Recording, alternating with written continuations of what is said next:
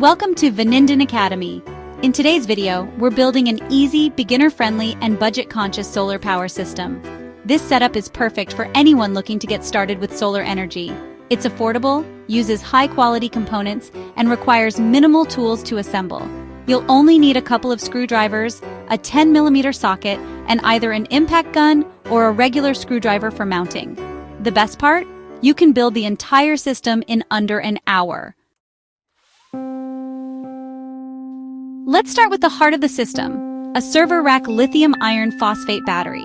It's an incredibly reliable option lasting 10 to 20 years and comes with built-in overcurrent protection, a 5 kilowatt-hour capacity providing enough energy to power a 1,000-watt device for 5 hours, and an integrated shunt and state-of-charge indicator for monitoring. This battery is not only cost-effective but also simplifies the build process, offering comparable affordability to DIY battery options without the hassle. We'll use 2-gauge battery cables, readily available at automotive stores, to connect the battery to our all-in-one system. The process is straightforward. Connect the positive, red, and negative, black cables to the battery terminals. Feed these cables into the terminals of the all-in-one system and tighten them securely with a 10mm wrench.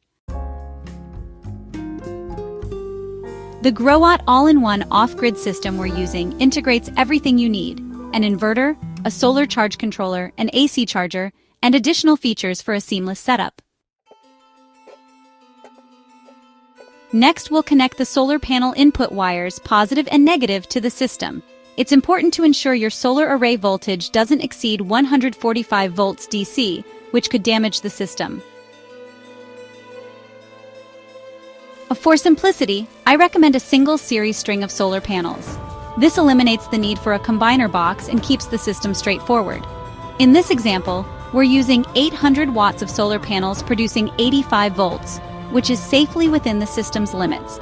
If your array produces more than 145 volts, you'll need to reconfigure the wiring or remove a panel to lower the voltage. Connecting the panels is as simple as using a small screwdriver to secure the positive and negative wires into the terminals.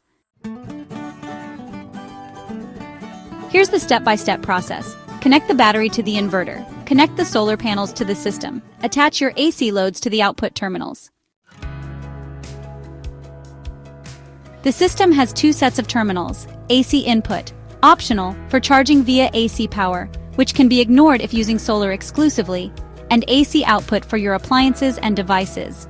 The output terminal block has 3 connectors: ground, which is green and on the far left; live or hot, which is black and in the middle; and neutral, which is white and on the far right. We're using a 12-gauge heavy-duty extension cord to connect these terminals to our appliances. For loads exceeding 2,000 watts, consider wiring a small subpanel or custom outlets.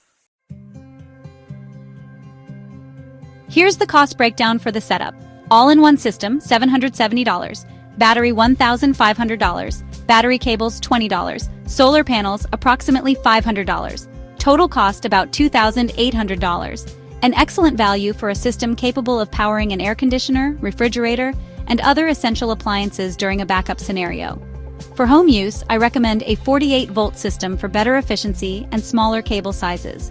For RVs or vans, a 24-volt system is perfectly fine, especially if paired with a step-up converter for alternator charging. The Growatt system includes customizable settings for optimal performance. While the default AGM settings work well with lithium iron phosphate batteries, you can fine-tune the settings if desired. Once connected, the system will begin charging automatically. No additional setup is required. That's it. This simple, beginner-friendly solar power system is cost-effective, quick to assemble, and versatile enough to power a variety of devices. If you enjoyed this video and found it helpful, please like the video and subscribe to Renewable Academy for more content like this. Thanks for watching, and I'll see you in the next video.